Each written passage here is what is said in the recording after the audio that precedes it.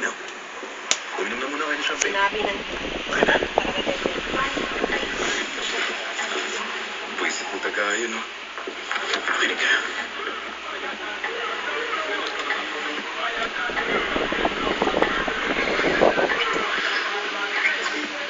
Ulit na ulit kita. Kasama ng ibang lalaki. Papatayin kita. Naintindihan mo? Tumingin ka sa akin. Naintindihan mo?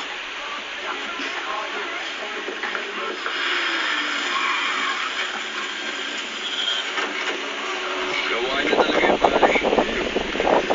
Nakita mo naman kung paano niya hawakan yung ulo ng lalaking yun, di ba? Kinailangan yun, pare. Sinusubukan lang niya siya.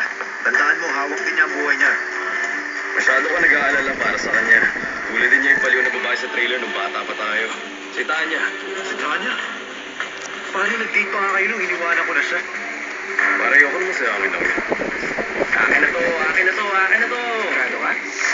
Pwede tayo mag-race para kumita. Pero pagtapa ko sa gas, nagka-score walang kupas. At ikaw naman ang malas. Tej, magpaalam ka na sa garahe mo, man.